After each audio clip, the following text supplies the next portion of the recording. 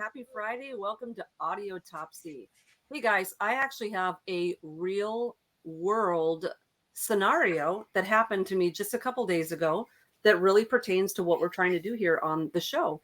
My dad called me and he's like, Vic, I found this song on YouTube and I've been listening to it like for a half hour. I've been looking up all these different versions and it's so beautiful and it's just worshipful. And he like thought he'd found this beautiful new Christian worship song. And I'm like, oh, dude, I said, Dad, it's not this song, is it? And he's like, yeah. I'm like, Dad, that is not a Christian song.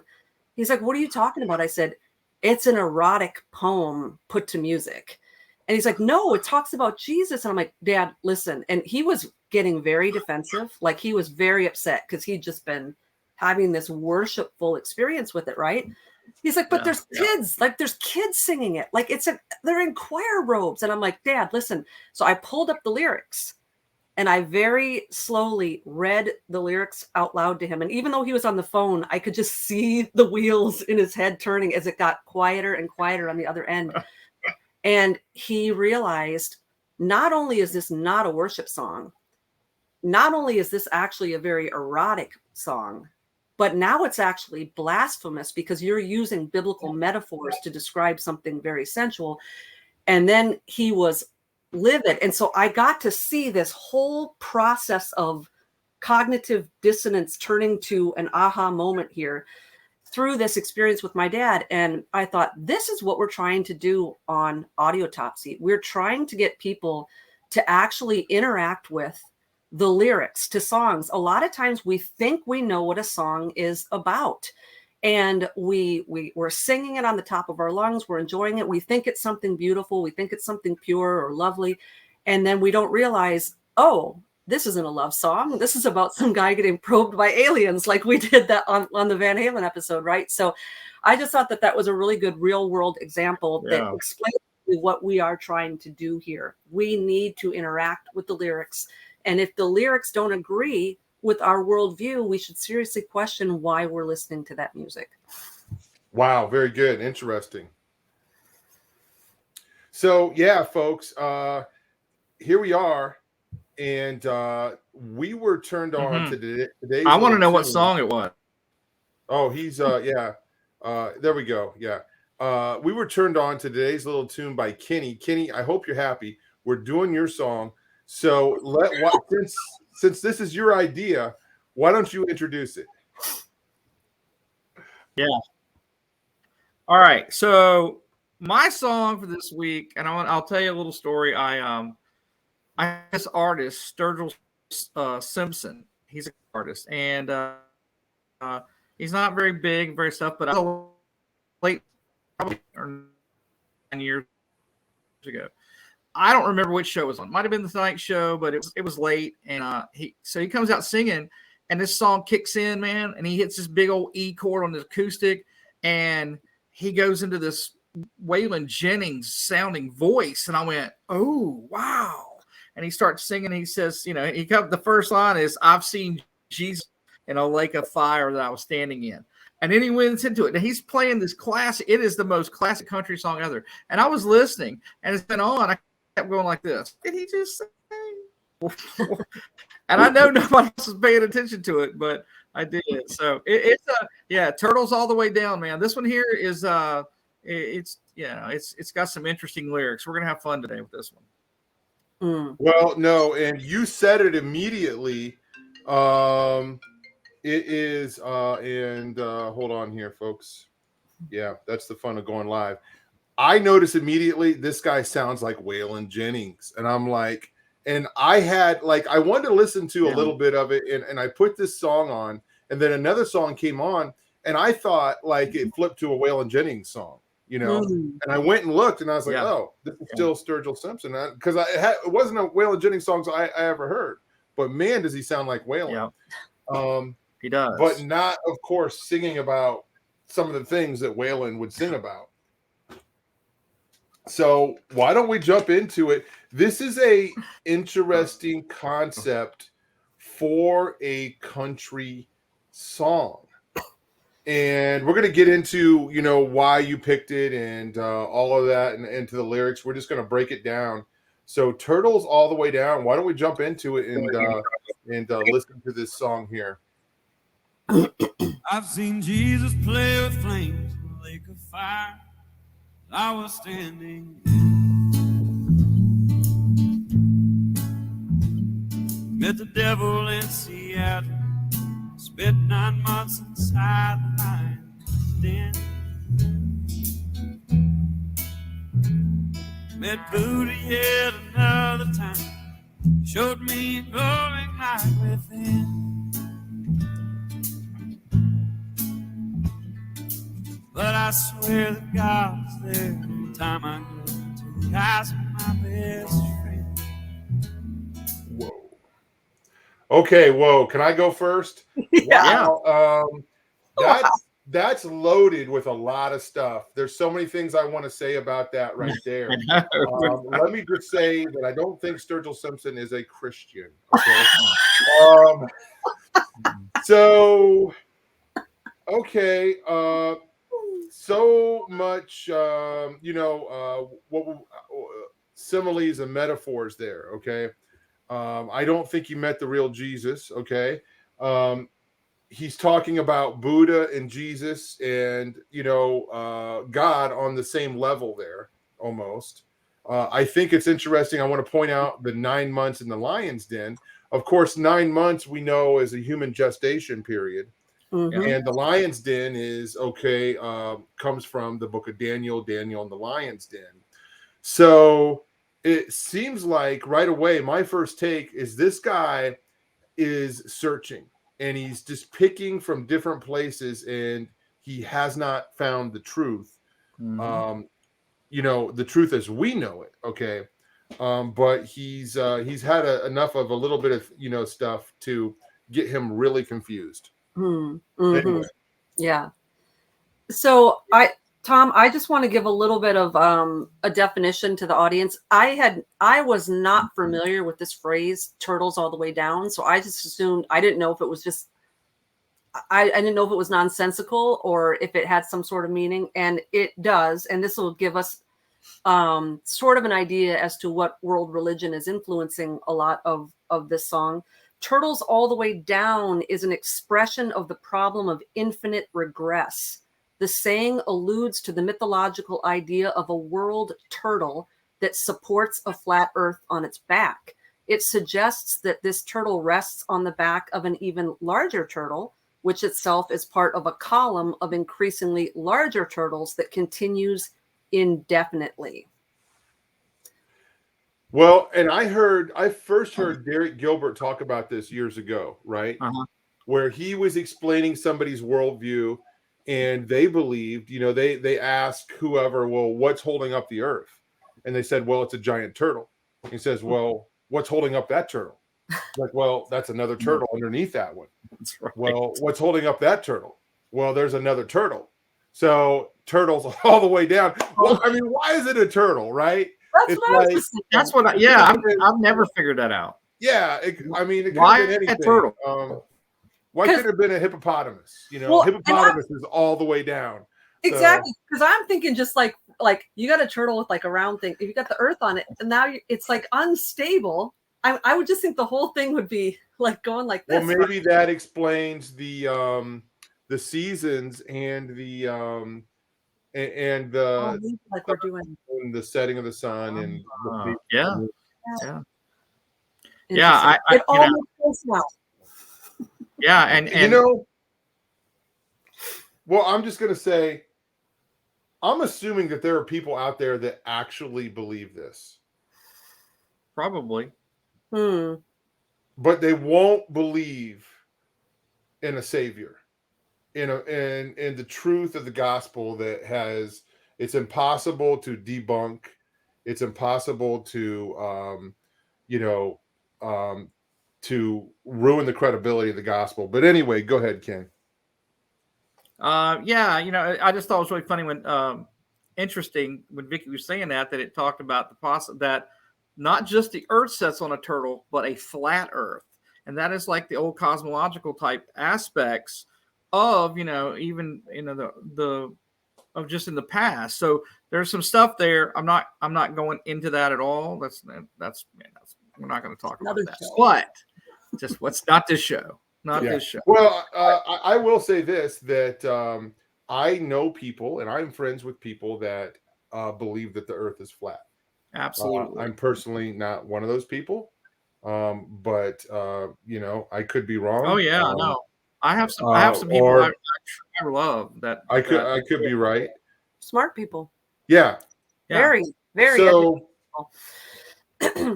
but personally, I have no dog in the fight. I don't really care about the shape of the earth. There's other things I'm concerned about first. Right.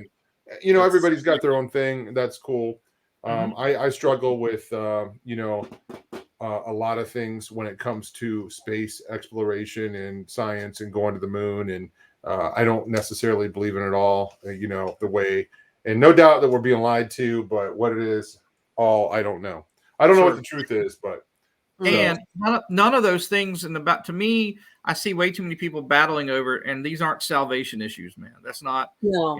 We can believe. I can have somebody that I totally believe in stuff that's completely flat earth and somebody else is round earth. Yeah. And we're all on the same page, brothers and sisters in Christ. I don't, to me, that's not I see a lot of battles going about that. And I don't, I want to say something so bad, but it would get us so many emails that I just like it would be yay West. Yeah.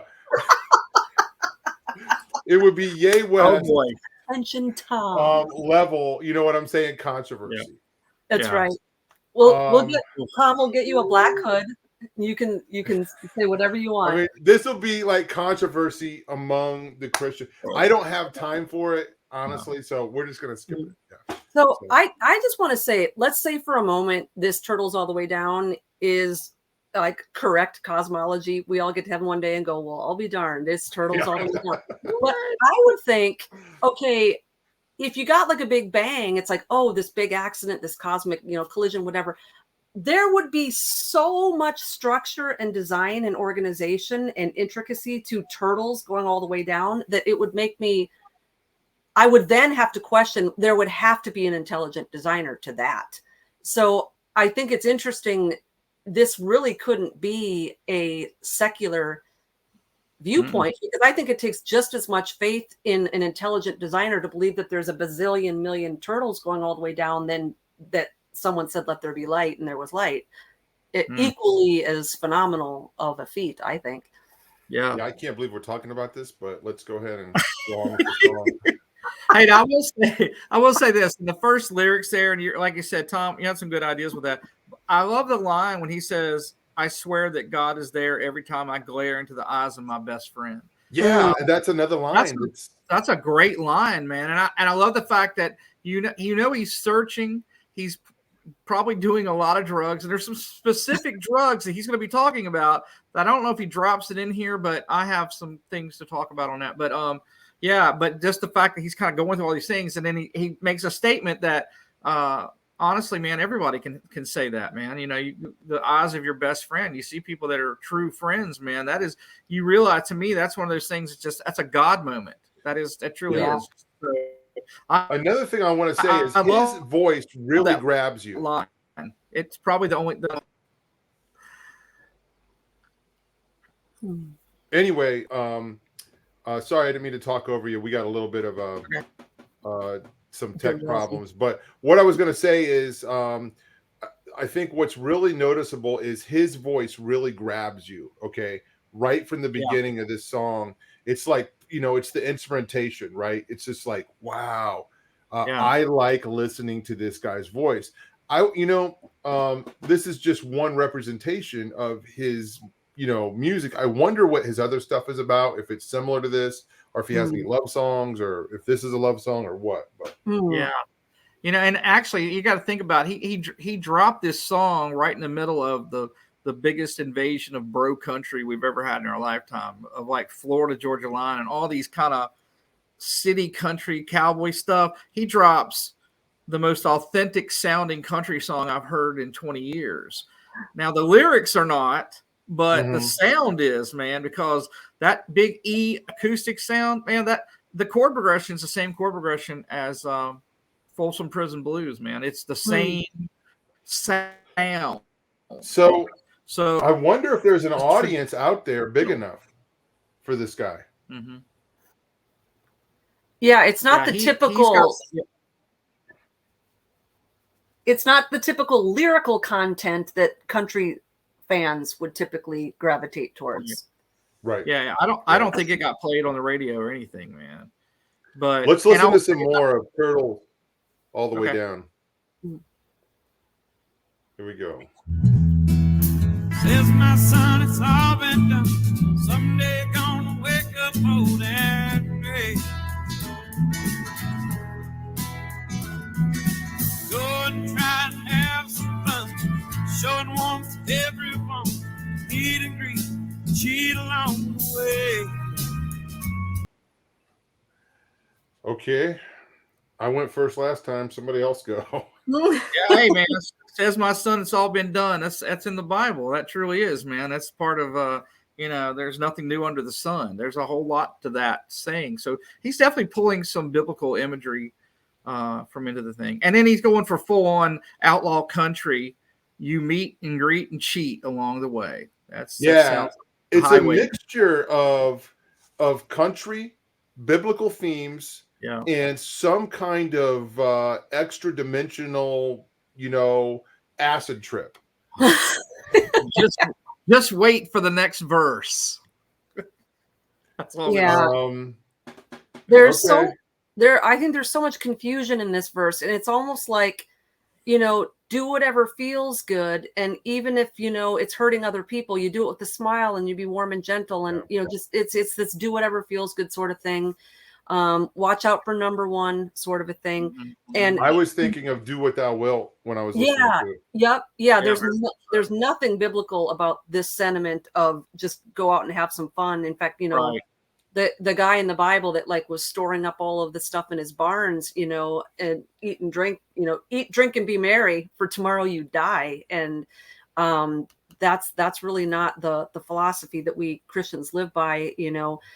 Yes, we will see the goodness of the Lord in the land of the living, but to live is Christ, to die is gain. So there is, it's not that we don't have any joy here, but this whole eat, drink, and be merry is not really the philosophy of a believer. So a little bit like thematically, is that a word?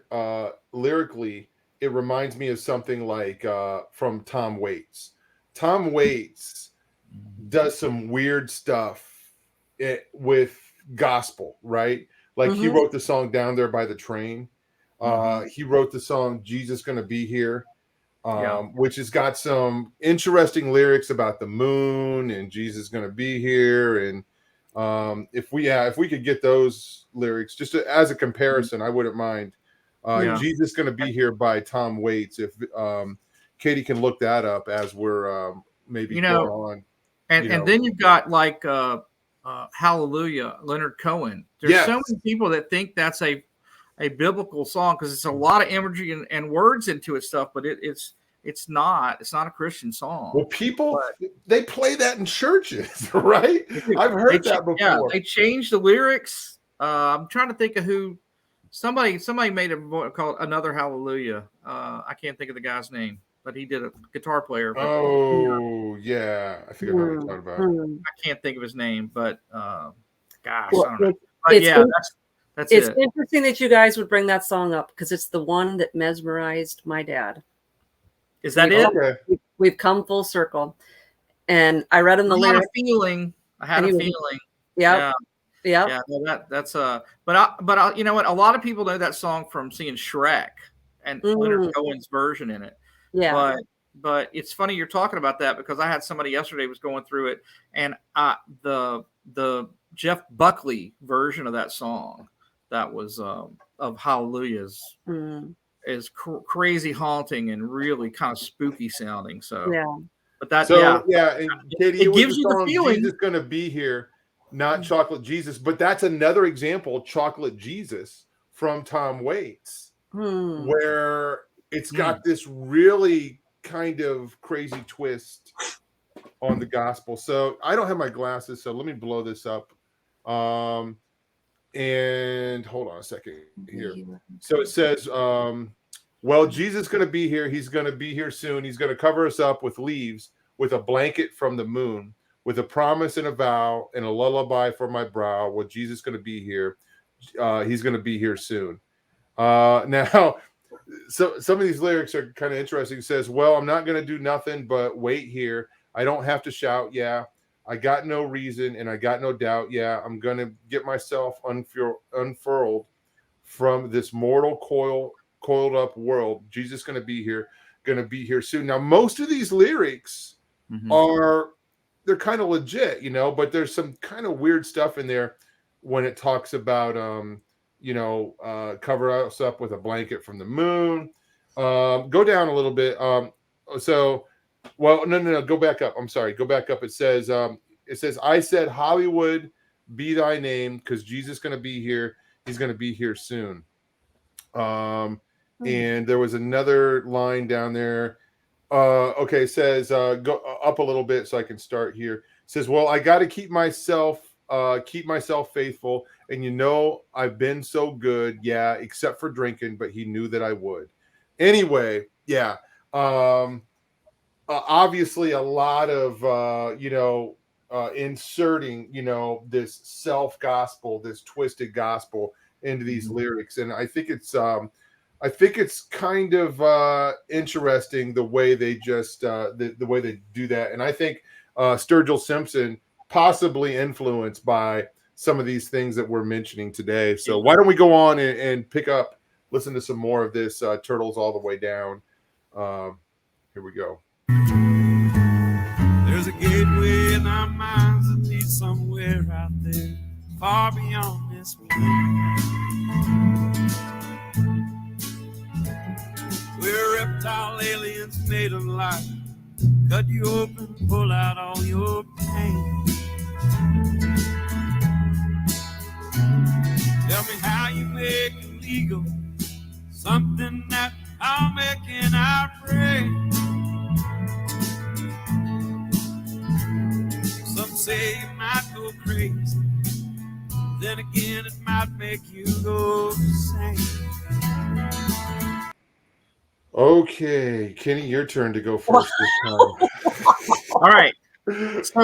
So check this out. Probably 20 years or so ago in my researching and stuff, I came across this book, DMT, The Spirit Molecule, by Rick Strassman. He's a doctor.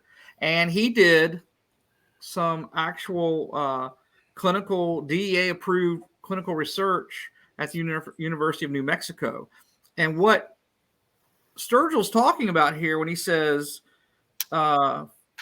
reptile aliens made of light cut you open and pull out all your pain, a big portion of the people that they did this study on had that happen. So they were taking DMT, which is supposedly is made inside the pineal gland, that they were working with that, and it made people in this search, they almost all had the same thing where they would wake up being on a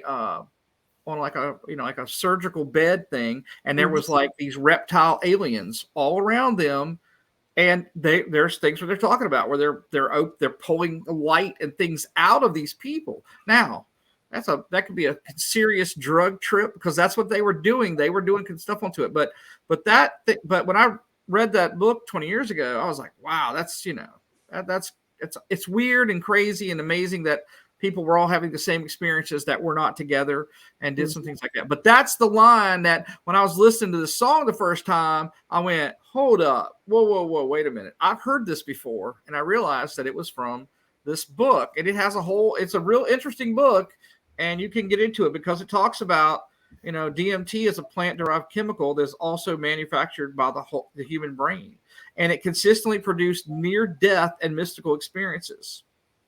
And it says many volunteers reported convincing encounters with intelligent non-human presences, especially aliens. So there was a whole thing of that, when I was doing some research many years ago. That's what stuck out to me for this song, is that's a very specific idea. And so he either read it, or he experienced it, because I do believe he probably did quite a bit of drugs. So yeah, about drugs. There it is. That's what he says. That's interesting, because that line didn't make sense to me. I didn't know what he was talking about being illegal, but that's right. That's the whole thing with your body does produce a natural amount of DMT in the pineal gland. So what there's been stuff where they thought when people die that gets released, and they're trying to say for people that are not Christians and stuff that they're experiencing a natural effect of this DMT as they're dying. They're seeing the afterlife, and that it's not real. So that's where they're trying. That's where you get a lot of science. Take this, and your body creates that. So that's when he says that line about how you make illegal something that we all make in our brain. So he's going for that step with that into it. But it definitely is. This song is about drugs. I mean, there's no doubt about it. Right. You know, I'm so glad that none of this is real, and this is not reality, and this is our only hope, and these are the answers. Anyway, Vic, yeah. Well, so it's interesting that there's a gateway in our minds that leads somewhere out there far beyond this plane. I think that's giving away that this isn't just a hallucination or some sort of like collective shared dream. Right.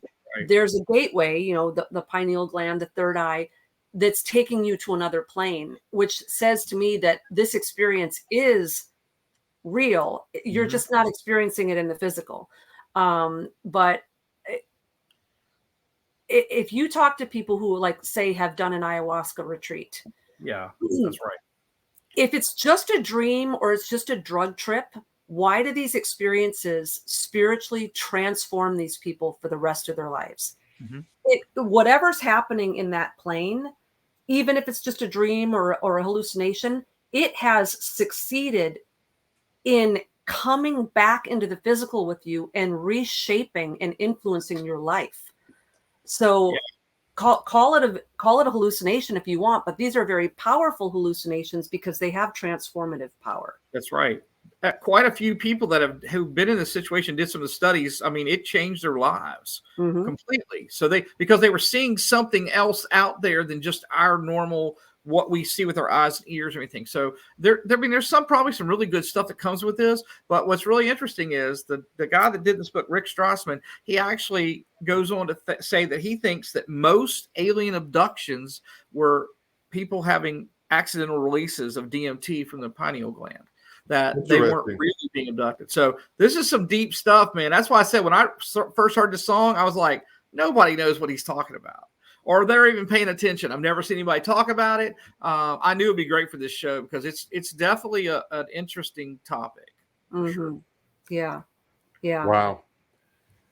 Well, let's carry on. I don't know how much more of the song we have, but I think like 2 more seconds. Let's check it out. Yeah. Every time I take a look inside that old fable book, I'm blinded and reminded of pain caused by some old man in the sky.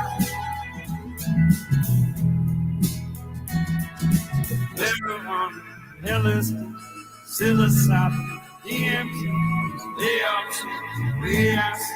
Love's the only thing that ever saved my life. Okay, is it my turn again? Wow. Yeah. I think I've already said it. I'm so glad none of this is true. There's no hope in anything that he's saying. It's completely spiritually bankrupt, and it's really sad. And he has such a talent that, wow, the Lord could really use him. You know what I'm saying? Yeah. I will say this: when that line says he kind of comes out and throws, and he says, every time I take a look inside that old and fabled book, he's not believing in what the Christian thought of the Bible and all that stuff. And then he says, I'm blinded, reminded of the pain caused by some old man in the sky. He's throwing all the stuff. But what's interesting, he names off all these drugs he's done. All these drugs, marijuana, LSD, psilocybin, mushrooms, DMT. And he says, they all change the way I see. And then he drops, but love's the only thing that ever saved my life. And to me, God is love. So there's a situation there at the end of all these things. I'm searching, I'm taking all these drugs, but love is still the only thing that ever saved my life. Now, he's going to get really deep here and completely crush the Christian spirit here in a second with this. When the next lines are and he is coming right out and rejecting the Christian gospel, obviously. Yeah, absolutely. Yeah, it's really kind of sneaky the way that he does it. You know what I'm saying? Again, a talent, an amazing voice. Yeah. And he's just basically coming out and rejecting God, blaspheming God, calling it, calling him an old man in the sky, ruining our lives. And thank God for all these drugs because I've seen the truth and love is the savior. Well, dude. Yeah. That last line captured me. The 1960s redefined the word love for us. Love is all you need, make love, not war. So love has become this, kind of like what he was explaining in the beginning, seize the day, eat, drink, and be merry. But that is not the definition of love. If we go into the scriptures for the definition of love, not to even mention the Corinthians 13 passage, but greater love has no one than this, than one lays down his life for his friends. So actually sacrificing everything is the definition of biblical love. Whereas worldly love, or the way we define it here, is, love is all, acquiring all of these things and getting these feelings of euphoria for ourselves. But he is right that love is really the only thing that will save your life. But Christ's love was manifest in his sacrificing it for us. And so it's interesting that line is really one of the truest lines in the song, but he doesn't understand. He doesn't understand what he's saying there. It's not the love of God or the love of Christ. He's seeing it very worldly, which we experience a lot of that now, where everything is self. Yeah, it is. And people want to redefine it in many ways. And I don't want to get into a big discussion on it, but you always hear people, love is love. And you see that in a lot of stuff. Love these wins. days. Yeah. Love wins. And you're like, that's a tough one. That's a real tough one. Yeah. Well, let's hear some more of this. Are we coming up towards the end here now? Oh yeah. Yep. Don't waste your mind on nursery rhymes, fairy tales, blood and wine. Turtles on the way down the line. So to reach the realms we go home. Other realms our souls must roam to and through myths that we call space and time.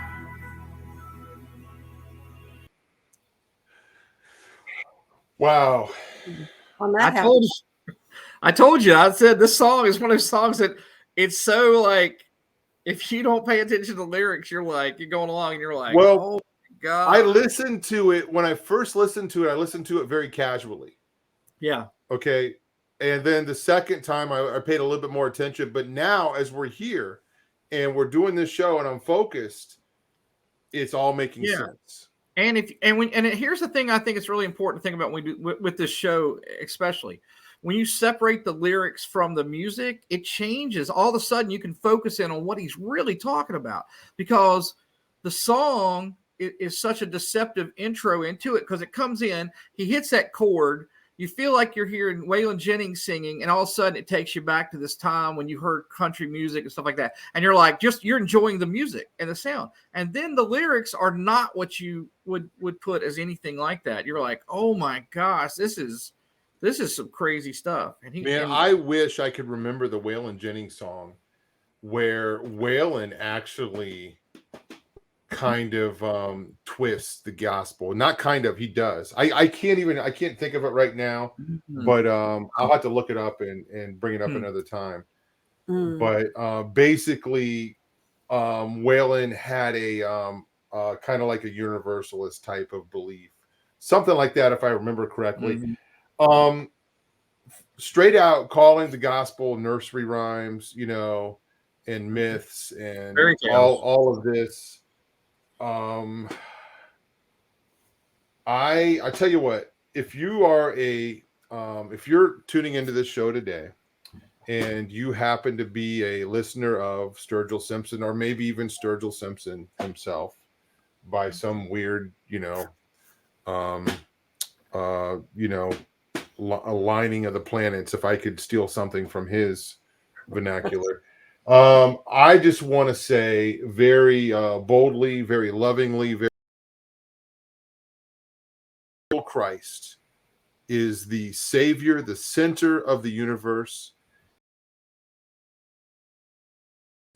to forgive your sins, to redeem you from your sins. And his gospel is true. There was never anyone like him before, and there's never been anyone like him since.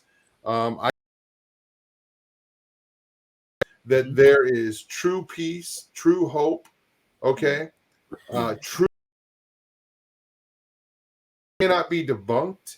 It just cannot be. You cannot disprove the gospel and the reality of who Jesus is, and that the Bible is true. Yeah. Nice try. And good job. You sounded good trying. Anyway.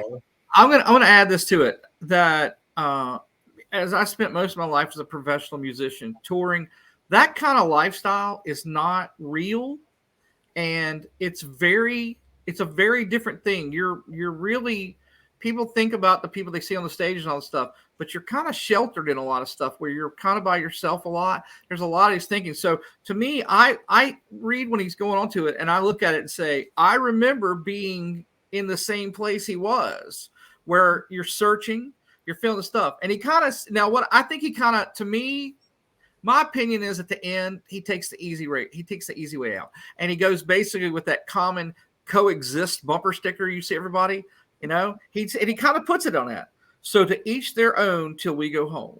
To other realms our soul must serve. He's basically just saying, I don't know. I think they're all okay. And you guys can all worship whatever you want and do that. And I think that's a very that's a viewpoint from a lot of musicians that are in that world, man. They've never had anybody really put the word of God to them. And so I always feel like that he's close. Yeah.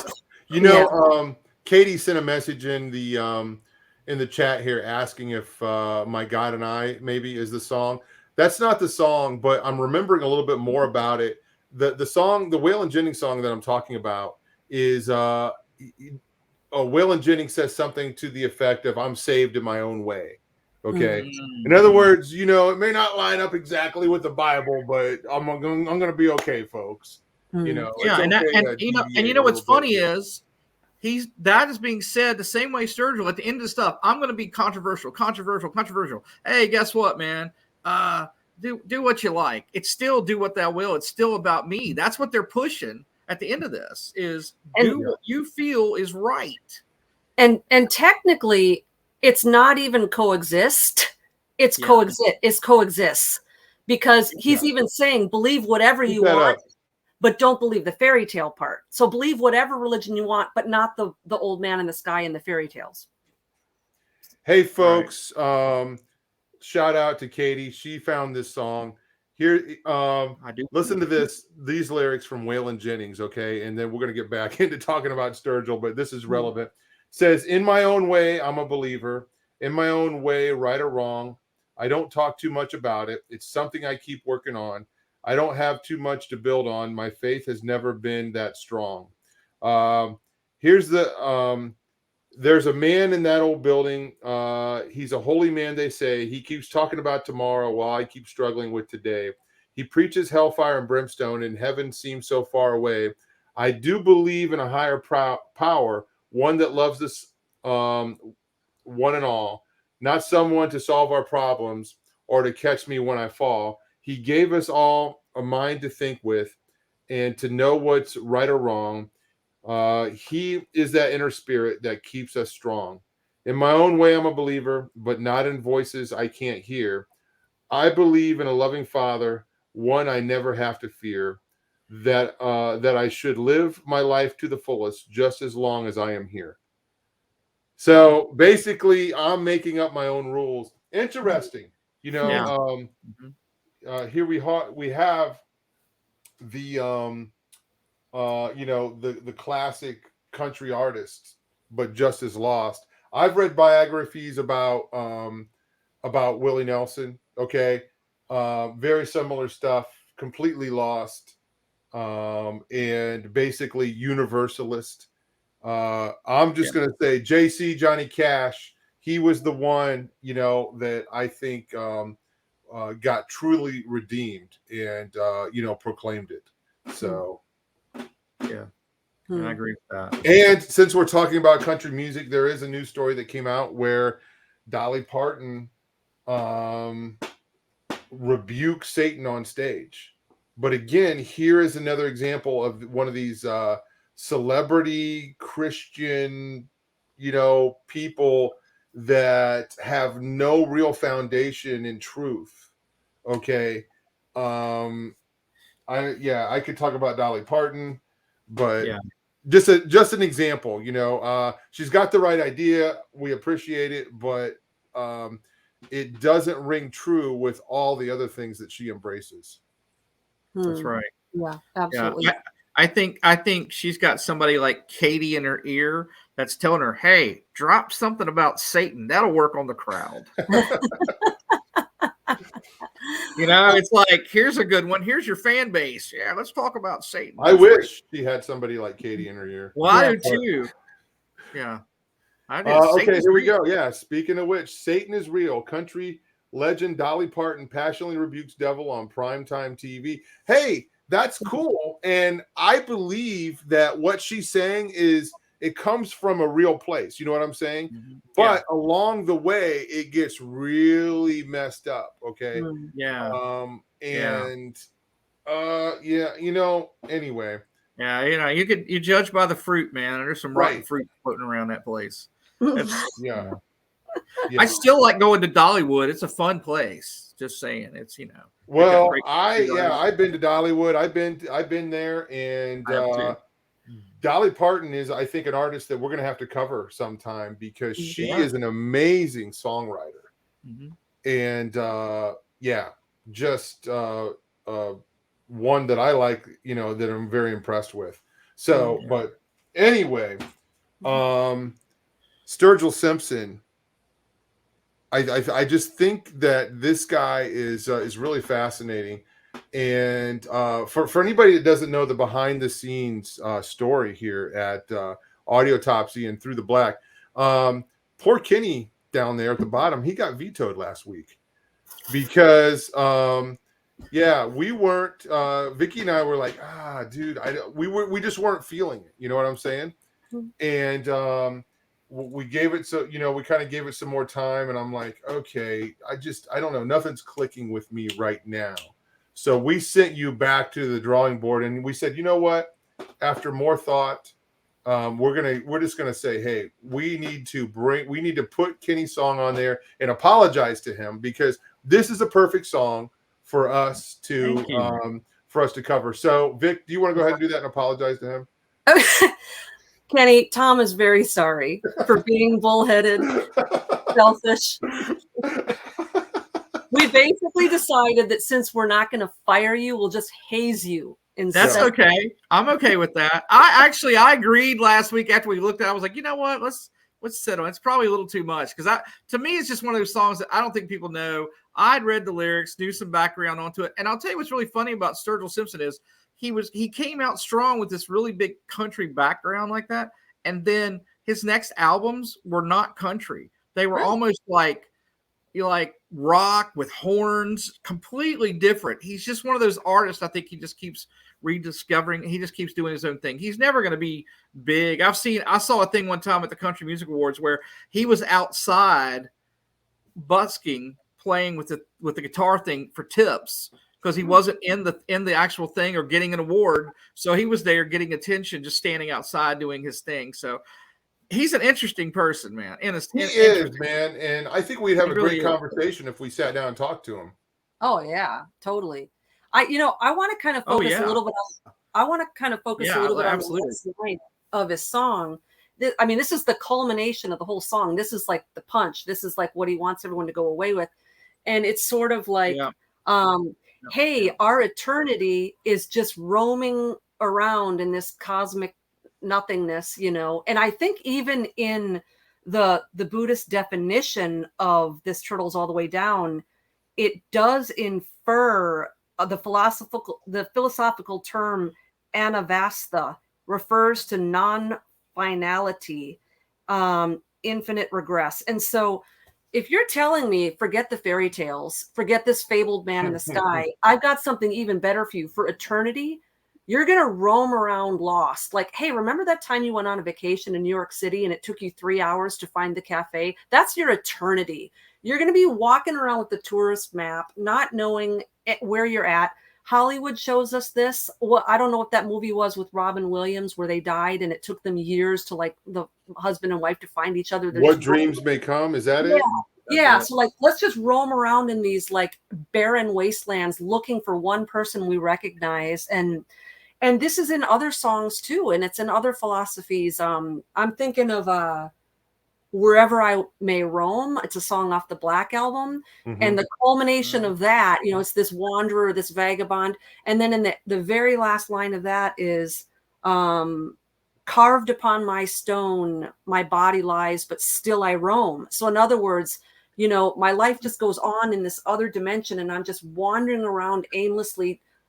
That's like Earth again, all over again. We spend our whole lives trying to figure out, like, what is this about? What's my purpose? Where am I going?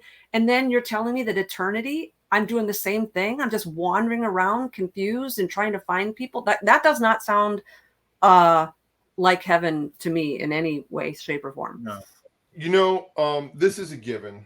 And I'm going back another direction real quick. And we can shift back over here again. But what it comes down to is accountability to sin. Nobody wants to be accountable for sin. Yep. And it's like, oh, dude, they hate the idea of being accountable for sin so much. They're like, okay, anything but having to be accountable for my sin. Yeah. Turtles, drugs, whatever, just get anything but that. And I'm telling you again, that repentance and putting your faith on the Savior of all humanity is such a great feeling. Yeah. To have that load lifted off your shoulders. And you know what? Here's the problem with any religion, okay? And basically all of them are covered in this song pretty much. Is you can have those beliefs, but you still have that burden. You know what I'm saying? There's no other belief system that unloads those sins off your back. Okay. So it's sad. It's sad to me. Yeah, it's interesting to me, you guys, how we have this concept that somehow once we die, there's going to be no sort of consequences or accountability. Now, we live in a reality now where every single thing we do has a consequence, whether it's good or bad. Everything we do, the opposite reaction, right? That thing. So this idea that we have that somehow when we die, and I don't know why we're so confident about this, since no one's ever come back from the afterlife with anything, formidable to say otherwise. How all of a sudden, after we've lived in a reality for thousands and thousands and thousands of years, we're going to now wake up to some reality where everything that we do, every choice we make is just in a vacuum and there's no accountability or consequence for it. And like you're saying, Tom, this idea that we come up with these philosophies, whether it's turtles or there is no God, or, hey, we were all just monkeys, or we came from, some protozoa, or I was born this way. This is all ways of telling ourselves that, once we die, all of this goes away. We'll be free from it. There's no consequence. No one's ever going to bring any of this up. It's all going to be forgotten in this like cosmic abyss of forgetfulness. And I don't know why we speak so confidently of that. I mean, if you even think about suicide, what's driving that is I want to get out of this mess. And we have this confidence that's founded in ignorance that on the other side, everything just goes away and there's no consequences and everything's great. Why do we have such confidence in that? The only person who ever came back to the grave and spoke at length to us was Jesus Christ. And he told us we're accountable for this stuff. So I don't know where all the confidence is coming from. You know what bugs me about this song is how comforting it must be to people that want to walk away from the church. You know what I'm saying? Yeah, absolutely. This is a gospel for them. Like, oh, dude, I'm really having a hard time with my parents. You know, they wanted me to go to church, or, you know, the prodigal. Yeah, you know, turtles all the way down. That's right, Sturgill. You know, and I don't see this any different than Highway to Hell, really. Right. You know? Right. Yeah. This song, it doesn't bother me to talk about this song and listen to this song because it's so far removed from the truth, you know, that it's just kind of like, to me, it's not even a threat, you know, of being reality. But I listen to stuff like this and I like sharing. I like what we're doing today. This is a great song that you can take to somebody. And maybe, like, I would take this song to my 15-year-old son and say, okay, let's listen to this song. Okay. And let's examine it. And, you know, tell me what you think. There's a lot of things covered in here. And I can teach him about all the wrong stuff, you know, like I've done before. And why this is wrong and why this is bankrupt, you know. Hey, thanks, Sturgill. You did a lot of work for us. So that's right. You're right. Absolutely. Yeah, and we've talked about this before, guys, too. And I just think it's so it's really a lost opportunity when so many of us in the church, and I know I was raised in this culture, it was, if something isn't the truth, we fear it, we throw it away, we scorn it. These guys are satanic, and they said DMT in that song, you can't listen to it. And I understand the fear. I understand why it's there. But I really feel like it's a missed opportunity. I mean, like the conversation that we just had over the course of the almost last hour, we're strengthening each other's faith here. This is iron sharpening iron. We're like, have you thought about this? And look what it's saying. And so we're allowed to talk about what the world has wrong. Like we're allowed to talk about that and use it as an opportunity to strengthen not only our faith and our belief system, but to teach children who don't have their full frontal, lobe, formed yet. This is logic. This is reasoning. This is how you learn discernment. This is how you interact with the world and learn apologetics. And so I think that it's okay to sit down with a kid, and we have to be careful with what we do and the timing and the age, because definitely we have proclivities as young people. Like if you might sit them down to listen to a song, and if it's like a guitar riff or something that grabs hold of their heart, you're gonna maybe cause them some temptation there. But maybe you don't even put the music on. Maybe you just pull the lyrics up off of the site and you just go through the lyrics. And so I just think it's a missed opportunity when we just do this la la la la la la la la. We are really, I think, missing out on an opportunity to teach kids how to think through, why do I believe what I believe? What's wrong with the song? How can I prove with my own mind and scriptures what message in this song is incorrect? Like, we've got to make sure our social media addicted kids still learn, and it's something that has to be learn how to use their brains. So, Vic, anybody listening to this out there, and who knows how many people in the archives will listen to this show, listen to it live. I wonder if anyone will come across this song or this artist in the next couple weeks, or a situation where something like this comes up, and what somebody could do would be like, oh, what you're talking about reminds me of this song that Kenny, Vicki, and Tom were talking about. Let me, what do you think about this? And then you can explain to them why it's wrong or why it's not true.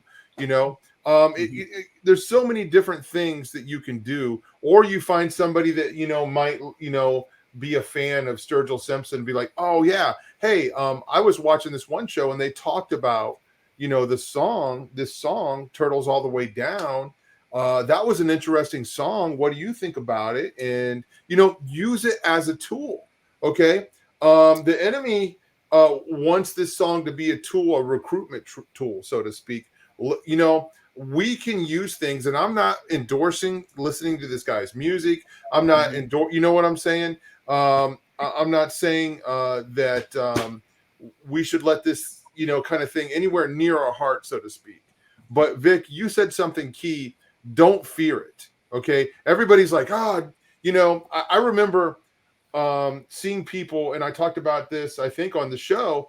I would be in a shop full of guys that I worked with when I worked in this metal fabrication shop, and they weren't saved. And when the song Highway to Hell came on, they would turn it off because they were afraid of that song, and I was just laughing. I'm like, really? You're afraid of that song? And anyway, right. Ken. No, you're absolutely right about that. I feel that way with a lot of stuff, especially I deal with a lot of kids. And I teach. I'm a full-time music teacher, so I deal with parents and stuff. Now, I will tell you, there are songs that I will point out to a parent and say, "You need to hear this and read these lyrics." Yes, and I leave that situation up to them, and most of them agree with what I'm saying. Yeah, I don't want to do that. I'm just there's just certain things, and there's a lot of hidden messages in music, especially today. It's become very different in the styles and all kinds of stuff. But yet, at the same time, I can find songs that sound exactly like that group or whatever, the heaviness and they're growling and stuff. And the lyrics are some of the most Christian and edifying lyrics I've ever read. So it's really one of these things that, I take each song as its own thing and try to do that with that. So yeah, this song's a crazy song though. It's crazy. Well, Kenny, I know I've already said it, but I'm going to say it again. Good pick. Thank you. Well, hey, yeah, I like this, man. This is awesome. I was funny. I when I got on their thing that shows what's coming up, and I saw the thumbnail, and I went, they decided to do the song. I was so excited because I literally was like, I don't know what we're gonna do. So, folks, if you don't like this song, yeah, send an email to Kenny. Attention, no, we're all in this together. So yeah. No, it's a good one. I'm glad we did this one because I really feel like to me it's great to go through and just tear down these lyrics, look at stuff, and at the end to me it solidifies my faith.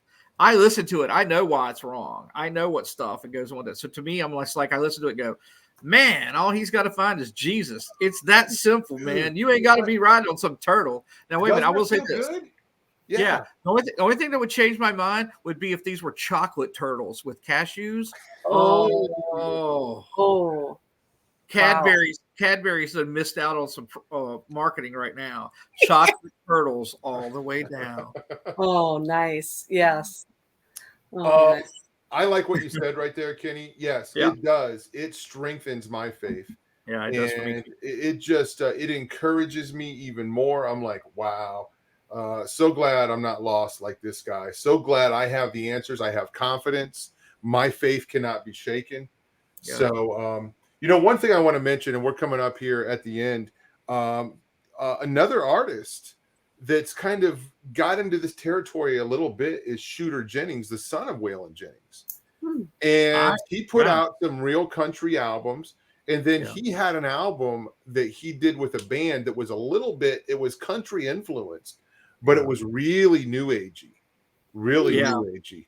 And definitely, all the influences from his dad and his life and, his experiences and drugs. Okay. Yeah. Shooter Jennings, man, as lost as he is, I just feel like he's an artist that's just really searching for the truth as well. I can actually tell you, I played a show with Shooter Jennings with one of my bands probably 15, 16 years ago at a big bike rally. Now, you want to talk about being on a place where nothing but bikers and stuff. But I'm going to tell you what, there was people there also that were some of the best Christians I'd ever met, man. Some of these bikers were just solid for Jesus. And it was cool. Shooter was an interesting person, man. I mean, I got to meet him and talk to him and stuff, but you know, he's got his own thing, man. We didn't talk about Jesus at the time because I wasn't really in it at that point. Right. Wow. Well, folks, yeah. I'm kind of excited. We got one more of these, then we're taking a break next Friday night. We'll tell you in a few days. You'll find out what the song is for next week. But I just appreciate all the people that understand what we're doing with this show and what we're trying to do. We're doing our best to reach out to everybody. We want to represent the truth of the gospel. I realize there's some people out there last week that are like, okay, what are you doing here? Where's the Magdalene? And that's okay. I get it. And it is what it is, but I appreciate you guys that get it. And I appreciate you guys that don't get it too. We love you all. And thank you for the support. Thank you for everything. Throughtheblack.com is the website. That's where you can find our t-shirt line, Ezekiel 8. The gates of hell shall not prevail. It is well with my soul. All that stuff is over there. I will fight for you. Guys, check it out. And we will see you tomorrow night. Don't forget about tomorrow night. It's going to be Pastor Sean talking about skinwalkers. So going to be some good stuff, but we'll see you later. All right. Bye.